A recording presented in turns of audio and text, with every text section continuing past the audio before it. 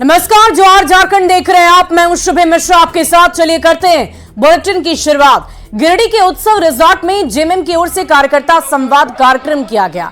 इस मौके पर मुख्य अतिथि के रूप में मौजूद जेएमएम नेता कल्पना सोरेन ने पार्टी कार्यकर्ताओं से सीधा संवाद किया और उनसे एक एक बूथ को मजबूत करने की अपील की ताकि आने वाले लोकसभा और विधानसभा चुनाव में जेएमएम और गठबंधन उम्मीदवारों की जीत सुनिश्चित हो सके।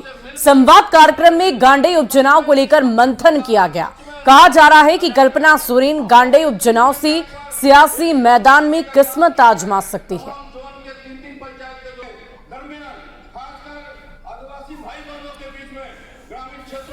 बड़ा बहुमत से अंतर से हम लोग इस गांडेय विधानसभा में विजय प्राप्त करेंगे। राजधानी रांची में 21 अप्रैल को इंडी गठबंधन की ओर से उलगुलान न्याय रैली निकाली जाएगी और इसी की सफलता के लिए जेएमएम की ओर से रोजाना बैठकों का दौर चल रहा है। प्रभात तारा मैदान में होने वाली इस रैली में जेएमएम के रांची जिला समिति के नेता और पदाधिकारी बहुत ही अहम भूमिका में होंगे। जेएमएम दफ्तर में हुई महत्वपूर्ण बैठक में पार्टी महासचिव विनोद पांडे ने पार्टी नेताओं और कार्यकर्ताओं को विशेष तौर पर जिम्मेदारी सौंपी है।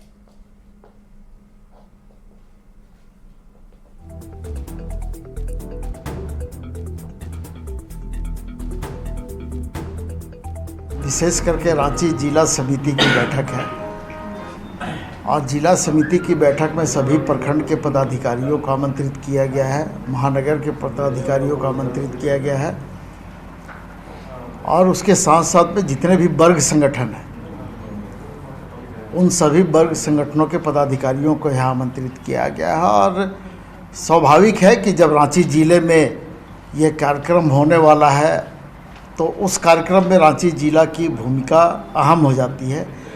रांची जिले से पार्टी के कार्यकर्ताओं के, पार्टी के शुभचिंतकों की उपस्थिति ज़्यादा से ज़्यादा हो, इन विषयों पर हम लोग चर्चा कर रहे हैं। और लोकसभा चुनाव जैसे जैसे नजदीक आ रहा है वैसे वैसे आरोप प्रत्यारोप का दौर भी शुरू हो गया है। झारखंड को बनाने में किस पार्टी का योगदान है, झारखंड में अब इस बात पर सियासत शुरू हो गई है। सभी दल झारखंड राज्य बनाने का श्रेय ले रहे हैं, एक दूसरे को झूठा साबित करने में लगे हुए हैं। झारखंड निर्माण को लेकर बीजेपी ने आंदोलन बेचने का आरोप लगाया तो वहीं जेएमएम और कांग्रेस ने इस पर करारा जवाब दिया है।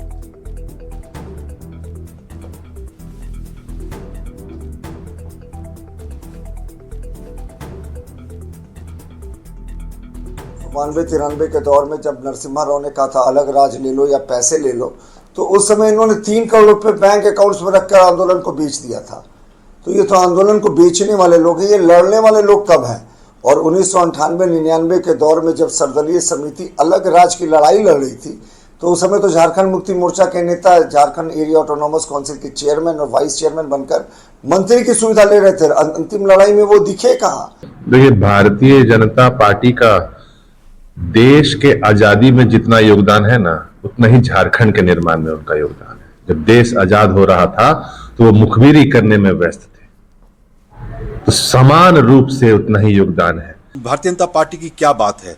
भारतीय जनता का ये चेहरा देखें कि जो जिनका अधिकार जंगल, जल, जमीन पर है, जो ट्राइबल्स को इंसल्ट करते हैं, जो राष्ट्रपति को इंसल्ट करते हैं, ट्राइबल्स को कभी के अधिकार को लेने नहीं देते हैं। ट्राइबल्स पर एनसीआरबी के रिपोर्ट बोलती है कि सबसे ज़्यादा जो जिस पर अत्याचार हुआ ट्राइबल्स हुआ। वो कैसे बोल सकते हैं कि वो और कैसे समझ सकते हैं कि वो झारखंड को बनाया है या उनका है? जो ट्राइबल्स के ही अगेंस्ट हो, उस समुदाय के अगेंस्ट हो, वो हो ही नहीं सकते। उसके लिए केवल जेएमएम और कांग्रेस पार्टी और इंडिया अलायंस के लोग ही हैं।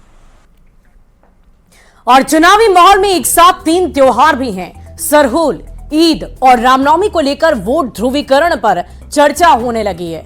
माना जा रहा है कि सरहुल, ईद और रामनवमी के जरिए सियासी दल अपने कैडर वोट तक पहुंचने की कोशिश करेंगे। हालांकि आरजेडी ने बीजेपी पर वोट ध्रुवीकरण का आरोप लगाया है तो बीजेपी ने भी पलटवार करते हुए इंडिया अलायंस पर तुष्टीकरण की राजनीति का आरोप लगाते हुए निशाना साधा। विपक्षी दलों का प्रयास ये होता है, जो हमारे विपक्षी हैं भारतीय जनता पार्टी, क्योंकि उनके पास धर्म के सिवा दूसरा कोई और विषय नहीं है जिस पर वो बोल सकें, जिस पर उन्माद फैला सकें और राजनीतिक ध्रुवीकरण कर सकें। परंतु हम लोगों का मानना है कि ये तीनों पर्व बहुत ही महत्वपूर्ण, हर धर्म के लिहाज से, सरहुल हो, रामनवमी हो, ईद हो, और इस बार का जो ये त्योहार तीनों एक अलग मायने रखेगा। ये वोटों के ध्रुवीकरण की राजनीति तो भारतीय जनता पार्टी करती है, कभी देश के नाम पर, कभी जाति के नाम पर, कभी धर्म के नाम पर। और जहाँ तक अल्पसंख्यक की बात है तो लगातार सब लोग ईद में शरीक होते हैं, हिंदू भी, मुस्लिम भी, सिख और ईसाई भी। इसलिए केवल भारतीय जनता पार्टी इस तरह की बातें करती है और वही उसका चरित्र है कि कांग्रेस विगत 75 सालों में सिर्फ और सिर्फ तुष्टीकरण करती आई है। भारतीय जनता पार्टी जब तुष्टीकरण का विरोध करती है तो इसे सांप्रदायिक साबित करने की कोशिश करते हैं, लेकिन सच्चाई यह है कि भारतीय जनता पार्टी कभी भी किसी का तुष्टीकरण नहीं करती, बल्कि राष्ट्र हित में राष्ट्रवादियों के साथ रहने का काम करती है। वहीं दुमका से बीजेपी प्रत्याशी सीता सोरेन आज दुमका के प्रसिद्ध धर्मस्थान मंदिर में पूजा अर्चना की। पूरे विधि विधान से माता की पूजा अर्चना करने के बाद सीता सोरेन ने हिंदू नववर्ष की शुभकामनाएं दी और कहा कि उन्होंने चैत्र नवरात्र के पहले दिन माता के दरबार में पहुंचकर अपनी जीत की मंगल कामना की है।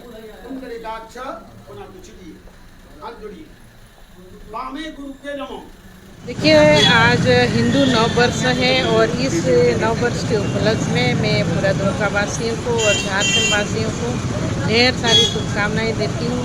और आज मैंने माता के दरबार में माथा भी टेका, क्योंकि चुनाव का अवसर है, आशीर्वाद लेना जरूरी है। और मैं पूरा झारखंड वासियों की, झारखंड की किस तरह से विकास हो, इसके लिए भी मैंने माता रानी से एक आशीर्वाद लिया। खबर धनबाद से, जहां कांग्रेस के पूर्व सांसद चंद्रशेखर दुबे उर्फ ददई दुबे ने टिकट के लिए दावेदारी पेश कर दी है। इफ्तार पार्टी में शामिल हुए पूर्व सांसद ददई दुबे ने कहा कि लोग मुझे पसंद करते हैं, अगर मुझे टिकट मिलता है तो मैं पीछे नहीं हटूंगा। उन्होंने कहा कि उम्मीद है कि इस बार आलाकमान उन पर भरोसा करेगी और धनबाद सीट पर से कांग्रेस प्रत्याशी बनाएगी। आपको बता दें कि धनबाद में 25 अप्रैल को मतदान होने वाला है। बीजेपी ने बागमारा विधायक ढुल्लू महतो धनबाद लोकसभा का अपना प्रत्याशी बनाया है।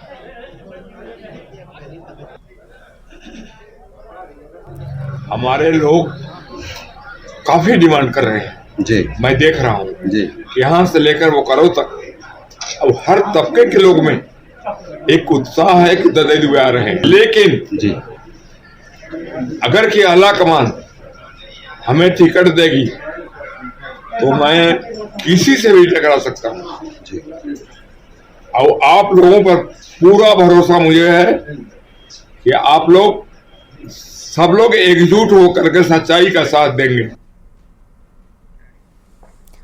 वहीं जमशेदपुर पूर्वी के निर्दलीय विधायक सरयू राय ने कहा है कि वो धनबाद के बीजेपी प्रत्याशी यानी कि ढुल्लू महतो के खिलाफ चुनाव लड़ने को तैयार है। उन्होंने ढुल्लू महतो की ओर से भेजे गए कानूनी नोटिस के जवाब में कहा कि वो चुनौती देते हैं कि ढुल्लू महतो उनके खिलाफ कोर्ट में केस करे। उन्होंने ये भी कहा कि धनबाद की जनता की मांग है कि वो चुनाव लड़े और इसीलिए वो चुनाव लड़ने की तैयारी कर रही है। उन्हें कांग्रेस का समर्थन मिलता है तो वो और ज्यादा वोटों से जीतेंगे।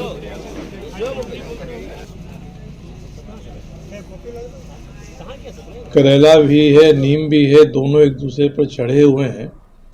तो धनबाद की जनता को भयमुक्त करने के लिए मुझे धनबाद से चुनाव लड़ना चाहिए। इस नाते मैंने कहा, और वो अभी मैंने शर्त रखा है कि वहाँ के लोग अगर हमको बताते हैं, कहते हैं कि भाई वोट भी देंगे और नोट भी देंगे, दोनों तरफ से कराएंगे, ये सब अगर तय कर लेते हैं कि नहीं, इस धनबाद को भय से, आतंक से, रंगदारी से मुक्त करने के लिए मेरा चुनाव लड़ना जरूरी है, तब मैं घोषणा करूंगा कि मैं वहाँ से चुनाव लड़ूंगा। और मुझे इसकी परवाह नहीं है कि कांग्रेस मेरा समर्थन करती है कि नहीं करती है। मेरा भरोसा है कि मैं अगर चुनाव लड़ूंगा लोगों की सहमति से, कांग्रेस साथ देगी तो अधिक वोट से जीतूंगा, कांग्रेस अपना उम्मीदवार खड़ा करेगी तो कम वोट से जीतूंगा, बशर्ते कि धनबाद के लोग भयमुक्त होना चाहते हैं, वैसे आतंक से दूर होना चाहते हैं। और विपक्ष के नेता अमर बावरी ने राज्य सरकार पर गलत एफिडेविट देकर कोर्ट को गुमराह करने का आरोप लगाया है। रांची में प्रेस कॉन्फ्रेंस में उन्होंने कहा कि झारखंड में ट्रिपल टेस्ट के तहत नगर निकाय चुनाव होना चाहिए, पर सरकार ने कोर्ट को गुमराह किया क्योंकि वो चुनाव नहीं कराना चाहती। उन्होंने ये भी आरोप लगाया कि पूरी सरकार कल्पना सोरेन पर केंद्रित हो गई है। सीएम चंपाई सोरेन को कोई तवज्जो नहीं मिल रही।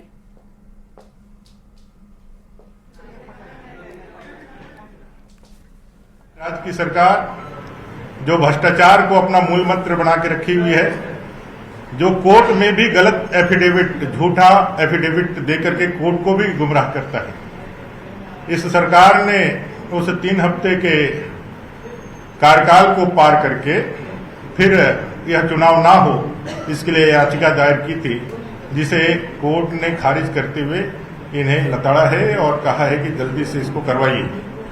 ये पिछड़े का बहाना बना रहे हैं, ओबीसी की बहाना बना रहे हैं।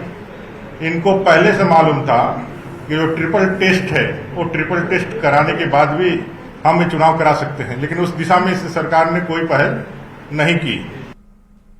ये कहते हैं कि भाई हेमंत चंपाई सोरेन जी झारखंड के मुख्यमंत्री है, 3.5 करोड़ के मुख्यमंत्री है, तो उनकी भी इज्जत बराबर बनी रहे समाज के अंदर, पार्टी में भी बनी रहे। समाज तो आदर करते ही है मुख्यमंत्री का, उनके पार्टी में भी उनका आदर रहे और उनको भी थोड़ा मान्यता मिले, उनको भी थोड़ा लोग जो है रिकॉग्नाइज करे। वो पूरी तरह से एक टाइगर के रूप में उन्होंने अपना छवि बनाया है, लोग उनको टाइगर के नाम से ज्यादा पहचानते हैं। अब सर्कस वाला पालतू टाइगर बनाने की कोशिश जो प्रारंभ हुई है उनके पार्टी के द्वारा, वो नहीं होना चाहिए, उनको इतना मान मिलना चाहिए। और झारखंड में लोकसभा चुनाव की सरगर्मी के बीच एचईसी का मुद्दा राजनीतिक गलियारों की सुर्खियां बटोर रहा है। एचईसी के कर्मचारियों को कई महीनों से वेतन नहीं मिला है और देश की मदर इंडस्ट्री कही जाने वाली एचईसी बंदी के कगार पर है। और ऐसे में एक तरफ जहां एचईसी में काम करने वाले कर्मचारियों पर रोजी रोटी का संकट मंडरा रहा है, तो वहीं दूसरी तरफ राजनीतिक दल इस मुद्दे पर जमकर सियासी रोटियां सेकने में लगे हैं। कांग्रेस एचईसी के लिए लड़ाई लड़ने की बात कह रही है, तो वहीं बीजेपी एचईसी की इस बदहाली का जिम्मेदार कांग्रेस को बता रही है।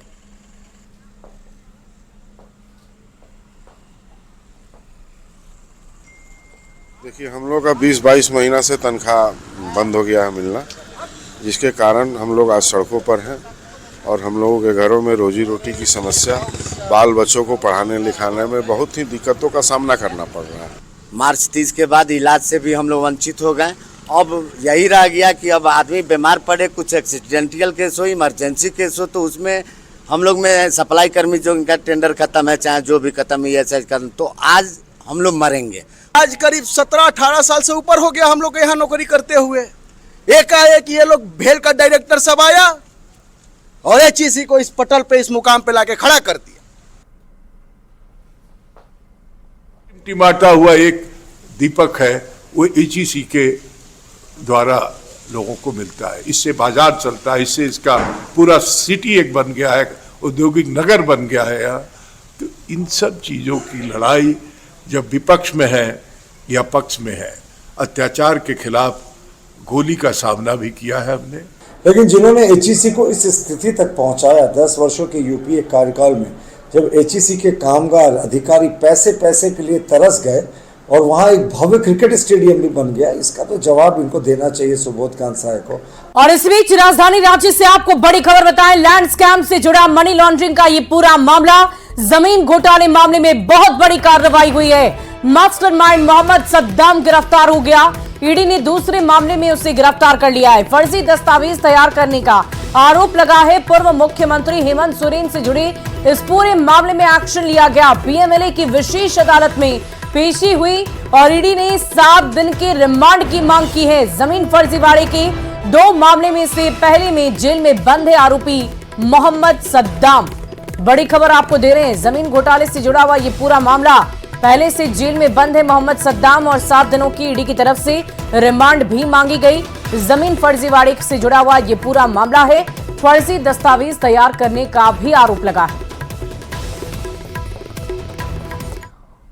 और बड़कागांव की कांग्रेस विधायक अंबा प्रसाद लगातार दूसरे दिन ईडी दफ्तर पहुंची, जहां उनसे एक बार फिर सवाल जवाब का दौर चल रहा है। ईडी दफ्तर जाने से पहले उन्होंने मीडिया से बातचीत की और कहा कि उन्हें अब तक नहीं पता चल सका कि जांच एजेंसी उनसे आखिर मुद्दे पर सवाल जवाब कर रही है। उन्होंने बताया कि फिलहाल उनसे मोबाइल फोन और लैपटॉप को लेकर पूछताछ चल रही है। लैंड है, सरकारी जमीन है, तो सरकारी ज़मीन को कोई कैसे ले सकता है? और अगला पक्ष का कहना है कि वो लीज में वो लिया है, तो ये तो अधिकारी का काम है ये सब करना। इसमें ज़मीन विवाद में हम लोग कहाँ से हैं? ये तो बहुत ही साफ सुथरा बात है। इसमें आप लोगों की पुरानी जो पुश्तैनी जमीन है उसके बारे में मैं तो ये कह रही हूँ कि कौन है विक्टिम, विक्टिम का नाम बताइए। पुश्तैनी जमीन के बारे में भी कुछ पूछताछ हो रही है क्या? सवाल पूछे गए अंदर जमीन से रिलेटेड? कोई जमीन से रिलेटेड कोई भी सवाल नहीं पूछे गए। और अवैध बालू खनन इससे संबंधित कोई भी सवाल। पुराने केसेस के मामले में कुछ अम्बा जी, पुराने केसेस के बारे में भी कुछ पूछे जा रहे हैं आपसे? अभी तक तो इस तरह का कोई सवाल नहीं आया, क्योंकि पुराने केसेस में बहुत पुराने नहीं है। जब से हम विधायक बने तब से ही मेरे ऊपर केस वेस सारा हो रहा है। वो तो आंदोलन का एक क्रम है, बने तब से आंदोलन के दौरान अब ईडी भी हो रहा है। अच्छा अम्बा जी, ये जो मोबाइल या लैपटॉप या सारी चीजें हैं, ये इसमें कहीं कुछ आपके सामने खोलकर कुछ जांच किया जा रहा है, पूछताछ हो रही है? हाँ, वो सब भी जांच हो रहा है। आपसे पूछताछ हुई? कुछ व्हाट्सएप चैट, पूछताछ नहीं हुआ?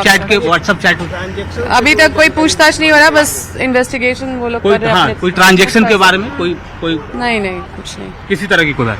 आपको अभी तक समझ में आया कि आपको क्यों बुलाया जा रहा है? वही समझने का कोशिश कर रहे हैं। बड़कागांव से कांग्रेस विधायक अंबा प्रसाद दूसरे दिन ईडी दफ्तर पहुंची हैं। इस वक्त अगर आप देखें ईडी दफ्तर के बाहर वो पहुंची हैं, और समय के लिहाज से अगर हम बात कर लें तो 3:08 हो रहे हैं, और यहाँ जो उन्होंने बातें कही है उसमें स्पष्ट तौर पर यही कहा जा रहा है कि उन्हें दोबारा बुलाया गया है, इसलिए वो आई हैं और यहाँ जो भी जांच में होगी वो अपनी बातों करेंगे। दूसरा दिन है और यहाँ वो पहुंची हैं। ईडी के जो अधिकारी हैं उनसे पूछताछ करेंगे। इससे पहले भी आपको बता दें कि उनके पिता जो है योगेंद्र प्रसाद, उनसे भी पूछताछ हुई है। उनके भाई जो है अंकित राज, उनसे भी पूछताछ हुई है। अंबा प्रसाद आज दूसरे दिन आई है और वो कह रही हैं कि उन्हें नहीं पता कि क्यों पूछताछ हो रही है। बहुत सारे मामले उनसे जुड़े हुए हैं, चाहे वो जमीन से संबंधित मामले हों, कुछ जो उनके पास से जो डिवाइस मिले हैं उसकी एक जांच भी हो रही है, पुराने जो मामले उन पर दर्ज है उसकी भी जांच ईडी कर रही है। तो अब तक ये देखना होगा कि आज जब दूसरी बार वो यहाँ पहुंची हैं तो कितने घंटे तक उनसे पूछताछ होती है, और जब बाहर वो निकलती हैं तो क्या कुछ उन्हें पता चल पाता है, क्योंकि वो कह रही हैं कि उन्हें पता ही नहीं कि उन्हें ईडी दोबारा आज दूसरे दिन भी क्यों बुलाई है। कैमरा पर्सन प्रभाकर के साथ अविनाश कुमार, न्यूज़ 18 रांची। अगली खबर धनबाद से, जहां एटीएम से छेड़छाड़ करने वाला गिरोह काफी सक्रिय है। बिना सुरक्षा गार्ड वाले एटीएम को अपराधी लगातार निशाना बना रहे हैं। ताजा मामला सुदामडी थाना के मोहन बाजार का है, जहां एक निजी बैंक मनी स्पॉट के एटीएम में अपराधियों ने पैसे निकालने वाली जगह पर लोहे का प्लेट चिपका दिया और हजारों रुपए निकालकर मौके से फरार हो गए, जिसके चलते 6 लोग ठगी का शिकार हो गए। मामले में जहां बैंक अधिकारियों ने हाथ खड़े कर लिए, वहीं पुलिस इस पूरे मामले की जांच पड़ताल में जुटी है।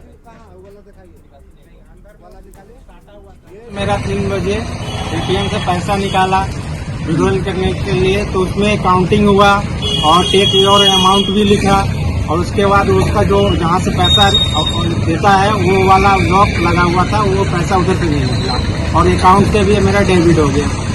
और इसलिए हम कल से यहाँ परेशान हैं। इनके कंपनी में गूगल से नंबर निकाल के बहुत सारे ट्राई किए, वो उसका नंबर दे रहा है, वो उसका नंबर दे रहा है, लेकिन कोई सुबह से कोई समस्या का हल नहीं हुआ। कल से मतलब परेशान है।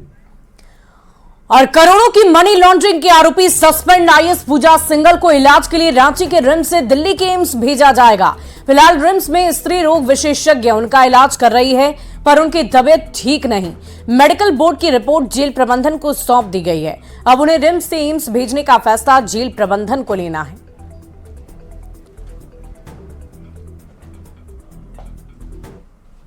इस मामले में जो है मेडिकल बोर्ड जो गठित हुई थी, जो स्टेट मेडिकल बोर्ड है, उसमें चिकित्सा अधीक्षक की अध्यक्षता में जो विभाग हैं मेडिसिन, सर्जरी, चूँकि फीमेल हैं तो ऑब्स, गायनी, ऑर्थोपेडिक और रेडियोलॉजी डिपार्टमेंट के चिकित्सक थे, और ये निर्णय लिया गया है कि इनको बेहतर इलाज के लिए, चिकित्सा सुविधा के लिए हायर सेंटर रेफर किया जाए। तो इसके पश्चात ये जो है भेज दिया गया है, जेल अथॉरिटी को इसकी सूचना दे दी गई है, और उनकी तरफ से जब इंटीमेशन ये आएगा कोऑर्डिनेट कर लेंगे और उसके पश्चात ही हो जाएगा। बट हमारी तरफ से सूचना जेल अथॉरिटी को भेज दी गई। मनी लॉन्ड्रिंग मामले की आरोपी पूजा सिंघल पिछले कई महीने से रिम्स के पेइंग वार्ड में भर्ती हैं। अब पूजा सिंघल को यहां से सीधे एम्स रेफर करने की कवायद चल रही है। मेडिकल बोर्ड द्वारा गठित किया गया मेडिकल बोर्ड ये कह रहा है कि पूजा सिंघल की तबीयत अधिक बिगड़ी है और इस वजह से इसे अब यहां से सीधे एम्स भर्ती कराया जाएगा। मेडिकल बोर्ड ने अपनी रिपोर्ट जेल को भेज दिया है और अब देखना होगा कि जेल इस पर कब तक और क्या कार्रवाई करती है। अगर रिम्स की माने तो रिम्स इस पूरे मसले को बताने से पीछे हटता है कि आखिर पूजा सिंघल को हुआ क्या है। जब एक आरोपी के तौर पर वो लंबे समय से यहां पर भर्ती हैं, तो रिम्स ये भी बताने से परहेज करता है कि आखिर किस बीमारी से वो यहां जूझ रही हैं। हालांकि हम आपको बता दें, कई महीनों से जब वो रिम्स के अंदर भर्ती रही है, यानी पेइंग वार्ड में जब भर्ती हुई है, तो कई दफा उन्होंने जेल मेनुअल का भी उल्लंघन किया है। अब देखना होगा कि लंबे समय के बाद जब उन्हें यहां से सीधे एम्स रेफर किया गया है, तो यहां से कितने दिनों के बाद उन्हें यहां से एम्स ले जाया जाता है और वहां किस तरीके से उनका इलाज हो पाता है। कैमरा पर्सन संजीव तिवारी के साथ गौरव झा, न्यूज़ 18। रुकते एक छोटे से अंतराल के लिए खबरों का सिलसिला जारी रहेगा।